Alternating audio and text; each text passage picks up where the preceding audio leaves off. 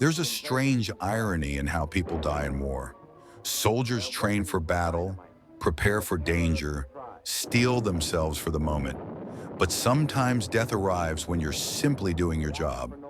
Driving to a meeting, checking on your troops, following routine orders on what seems like an ordinary afternoon. This is the story of such a death. Not a glorious charge or a heroic last stand, but something more prosaic and yet, in its own way, more revealing about the nature of war. It's the story of a 50-year-old German general who climbed into his staff car on a Sunday afternoon in September 1944, and 20 minutes later was dead on a Dutch roadside, the victim of a chance encounter that neither he nor his killers could have predicted. His name was Friedrich Kussin, and his death, though barely remembered today, offers us a remarkable window into one of the Second World War's most dramatic operations. But more than that, it reminds us that in war, fate can turn on the smallest decisions. Which road to take, whether to investigate personally or send a subordinate. The timing of a staff car meeting a platoon of paratroopers on a tree-lined road. Let me take you to Arnhem in September of 1944, and we'll discover together what really happened that afternoon. To understand our story, we need to step back and feel the mood of that autumn. If you remember where you were in September 1944, or if you've heard the stories from parents or grandparents, you'll recall it was a time of tremendous optimism in the Allied world. Just 3 months earlier, on the 6th of June, the Great Armada had crossed the English Channel. The D-Day landings in Normandy had succeeded beyond even the planners' hopes. By late summer, Paris was liberated, the French were dancing in the streets, and German forces were in headlong retreat across France and Belgium. Everywhere, people were asking the same question. Could the war be over by Christmas? It seemed possible. The Nazi war machine, which had once seemed invincible, was reeling. Hitler's fortress Europe was crumbling. Young men who'd feared they'd never come home suddenly dared to imagine peacetime again. Into this atmosphere of heady optimism came Field Marshal Bernard Montgomery, Monty to the British press and public, with a bold proposal. Montgomery was riding high after his victories in North Africa and Normandy, and he believed he saw an opportunity to end the war with one dramatic stroke. His plan was ambitious, some would say audacious. Drop 3 entire airborne divisions behind German lines in Holland, seize a series of bridges over the Dutch rivers, and then send an armored column racing north along a single road, linking up with each airborne force in turn. If it worked, Allied armies would cross the Rhine and plunge into Germany's industrial heartland, the Ruhr Valley. The war would be over in weeks. Supreme Commander Dwight Eisenhower, usually more cautious than Montgomery, approved the plan. It was given a suitably poetic code name, Operation Market Garden. Market referred to the airborne drops, American paratroopers from the 101st and 82nd Airborne Divisions, and British troops from the 1st Airborne. Garden was the ground advance by the British 30th Corps, the crown jewel. The vital objective that would make or break the whole operation was the bridge at Arnhem, a graceful steel structure spanning the lower Rhine, the last major water barrier before Germany itself. Capture that bridge, hold it until the armor arrived, and the road to Berlin would be open. It was a gambler's throw of the dice, and like many gambles, it would reveal truths about courage, luck, and the 1,000 small accidents that determine victory or defeat.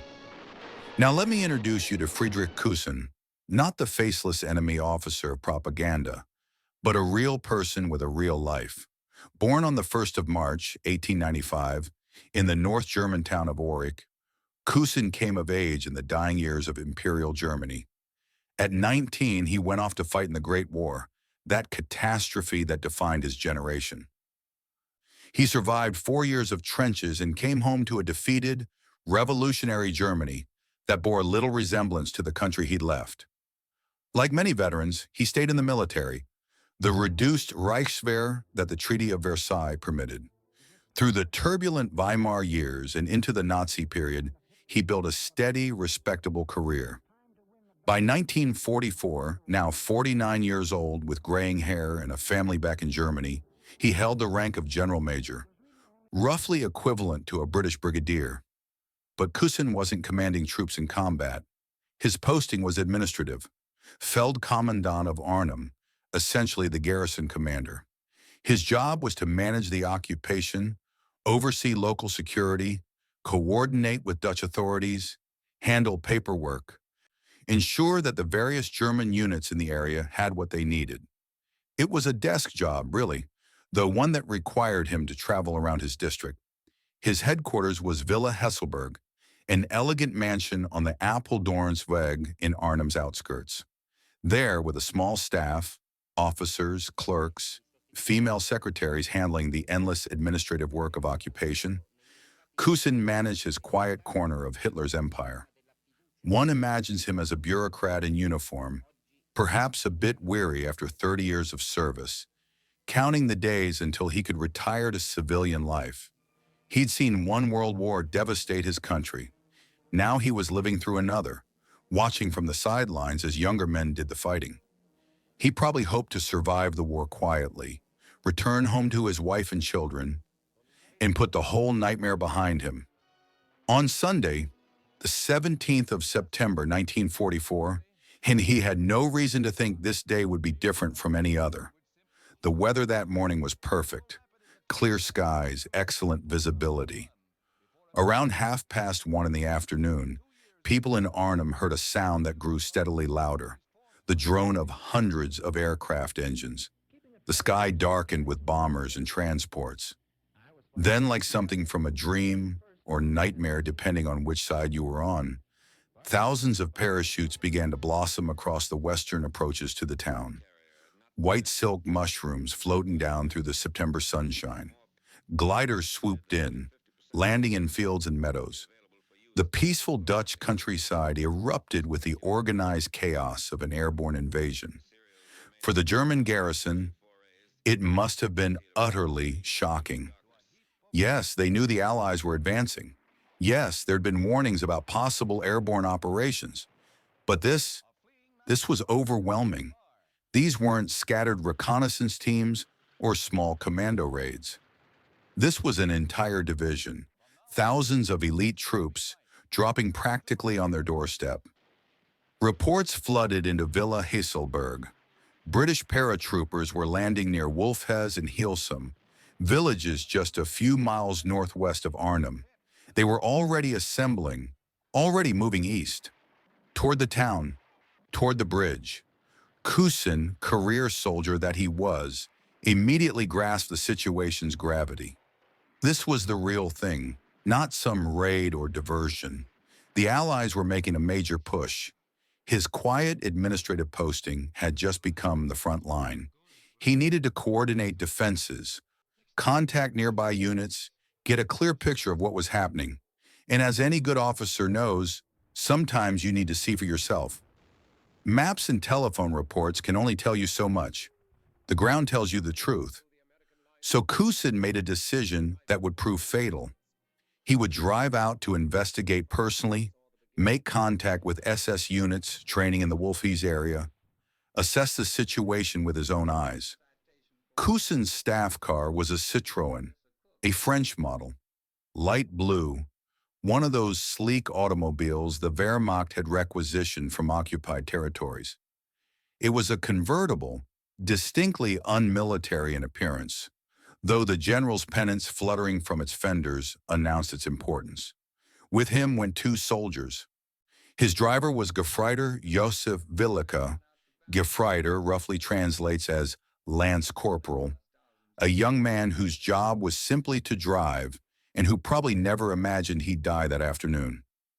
In the back seat was Unteroffizier Max Köstler, Kussin's aide and interpreter, useful because Dutch locals might need questioning. The three men set off westward along the Utrechtseweg, the main road from Arnhem toward Wolfheze. It was now sometime in mid-afternoon, around 3:30 or 4 o'clock. The general rode beside Wilke in the front passenger seat. He carried his service pistol, a Walser, but this wasn't meant to be a combat mission.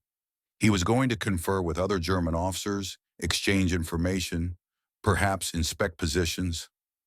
A routine command function. The road wound through pleasant Dutch countryside, trees lining the pavement, farms and scattered houses, everything still looking deceptively peaceful despite the invasion happening to the west. As they drove, they probably discussed what they'd heard, where the British were landing, how many, what the SS battalion in Wolfheze was doing, military small talk between men doing their duty. What they didn't know, couldn't know, was that British paratroopers were already advancing eastward along this very same road. The British had designated it Tiger Route, one of 3 paths in Arnhem, and marching along Tiger Route was the 3rd Parachute Battalion, battle-hardened troops who jumped into Sicily and Italy, now tasked with seizing the northern approaches to the Arnhem Bridge.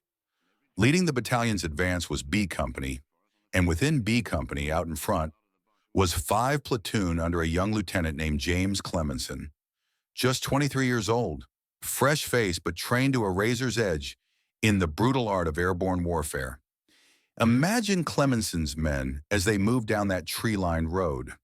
They'd been on the ground for just a few hours, still pumped with adrenaline from the jump, hyper-aware that around any corner could be Germans. They moved tactically, some in the ditches flanking the road, some using the hedgerows for cover, weapons ready, eyes scanning constantly. They'd been trained for this. Ambush drills, street fighting, how to hold fire until the last moment for maximum effect. Every sound made them tense. A vehicle engine, voices, the snap of a branch. Was it civilians, their own forces, or the enemy? Around 4 o'clock, testimonies vary slightly on the exact time, they heard a car approaching from the east, coming toward them, fast. Orders were whispered down the line. Hold fire. Let it get close. Identify it first. The Citroën came around a bend and suddenly there it was, almost upon them. The British soldiers saw the pennants, the uniforms, realized immediately this was no civilian vehicle. This was a German staff car carrying officers. Someone shouted an order. At point-blank range, we're talking yards, not hundreds of feet, the British opened fire. Sten guns, Lee Enfield rifles, everything they had. The sound must have been deafening in that confined space, bullets tearing through metal and glass. Wilke, the driver, took rounds immediately and slumped over the wheel. The car swerved but kept moving forward briefly. Kostler in the back was hit multiple times. Kussin, beside the driver, reacted with the instinct of a trained soldier. He reached for his pistol, actually managed to get it halfway out of its holster. But you can't outdraw a dozen men who already have their weapons aimed at you. Bullets struck him in the chest, the neck, the head. Blood sprayed across the car's interior. The Citroën finally veered off the road and crashed into a ditch, coming to rest at an angle. Then silence. That strange, ringing silence that follows intense violence. The smell of cordite, smoke rising from the engine. The British paratroopers approached cautiously, weapons still trained on the wreck, not knowing if the occupants were dead or might still resist. What they found was carnage. All 3 Germans were dead or dying. Wilke was draped over the steering wheel. Kustler was crumpled in the back seat, and Kussin lay twisted in the front, his uniform soaked with blood, his face bearing the terrible marks of bullet wounds to the head. The paratroopers pulled papers from the bodies in the car, identification documents, maps, orders. When they realized one of the dead men was a general major, the garrison commander of Arnhem itself, there was a moment of stunned recognition. This wasn't just 3 enemy soldiers. They just killed one of the highest-ranking German officers in the entire region. For the British, it was a propaganda coup. Within hours, news spread through the Airborne division. We got their general. It was a boost to morale, a sign that maybe this operation would succeed after all. The first German general killed by Allied ground forces since D-Day, some said, though the exact statistics are debatable. But there was no time to dwell on it. The bodies were left by the roadside as the battalion pushed on toward Arnhem. War doesn't pause for individual deaths, not even generals. The 3rd Battalion had a bridge to capture. Kussin's body would lie there for some time. Exactly how long is unclear from the records. The junction where he died quickly became known as Kussin Junction among the British troops, a landmark in the brutal fighting that would consume Arnhem over the next 9 days. As the battle raged, that section of road saw repeated combat. Vehicles drove past, sometimes over the bodies. Artillery fire rained down. The corpses, exposed to the elements and the chaos, deteriorated. Later photographs taken by British soldiers or war correspondents show the grim results. Kussin's body, particularly his head wounds, became shockingly disfigured, though this was from the effects of battle and decomposition, not from deliberate mutilation, as some later myths suggested. It's worth pausing here to note something about Lieutenant Cleminson, the young officer whose platoon fired those fatal shots. He survived the war, one of the lucky ones who made it home. But he didn't learn until many years afterward that his men had killed General Kussin. In the confusion of battle, he simply knew they'd ambushed a German staff car. The specific identity of the victims wasn't confirmed to him until historians pieced together the story decades later. When he did learn, Cleminson reflected on the strange impersonality of combat, how you can kill men without ever knowing their names, their stories, whether they had families waiting at home. It troubled him, I think, as these things troubled many veterans when they had time to reflect after the guns fell silent. The death of Friedrich Kussin was, in the grand scheme, a small incident. 1 general, 3 men, a brief firefight on a Sunday afternoon. The Battle of Arnhem would claim thousands of lives in the days that followed. But there's something almost perfectly symbolic about this encounter. Here was Operation Market Garden in miniature. Bold action meeting unprepared defense. Initial success giving way to complications. The fog of war making everything uncertain. The British paratroopers did everything right. They ambushed effectively, eliminated a high-value target, boosted their own morale. Yet Kussin's death also disrupted German command at a crucial moment, but not enough to matter. Other officers stepped into the breach. The SS units nearby, alerted by the incident, reinforced their positions. What might have been chaos became organized resistance, and the bridge at Arnhem, it proved to be, in the words that became famous, a bridge too far. The British 2nd Battalion under Lieutenant Colonel John Frost did reach the bridge and held its northern end for 4 incredible days against overwhelming odds. But they couldn't take the southern end. The tanks of 30th Corps, racing up that single road, got bogged down by German resistance at other bridges to the south. Relief never came. After 9 days of savage fighting, street to street, house to house, the British paratroopers decimated by German armor and infantry, the survivors withdrew across the river under cover of darkness. Of the 10,000 British troops who dropped near Arnhem, only about 2,000 made it back to Allied lines. 1,500 were dead. The rest were wounded or captured. Operation Market Garden failed. The war would grind on through a bitter winter and into the spring of 1945. The optimism of September turned to the grim reality of December's Battle of the Bulge. The quick victory became a long, costly slog. I keep coming back to that moment on the Utrechtseweg, the absurd randomness of it. If Kussin had left his headquarters 10 minutes earlier or later, he would have missed Cleminson's platoon entirely. If he'd sent a subordinate instead of going himself, he'd have lived. If the British had advanced by a different route or paused for a rest, the two groups would never have met. War is full of these tiny hinges on which great doors swing. We remember the big decisions, Eisenhower choosing D-Day's date, Hitler refusing to allow retreat at Stalingrad. But history is also made of 1,000 small choices by ordinary people trying to do their jobs. Kussin was doing his job, assessing the situation, coordinating defenses. He wasn't some fanatical Nazi. By all accounts, he was a professional officer of the old school, doing his duty in a war he hadn't started. He had a wife back in Germany, children. He'd survived one world war only to die in another, killed on a sunny afternoon doing something as mundane as driving to a meeting. The young men who killed him were doing their job too, securing a road, eliminating threats, advancing toward their objective. They probably didn't give much thought to who was in that car. Enemy officers, targets. The mission came first. This is the nature of war, isn't it? Good men on both sides following orders, trying to survive, often dying for reasons beyond their control or understanding.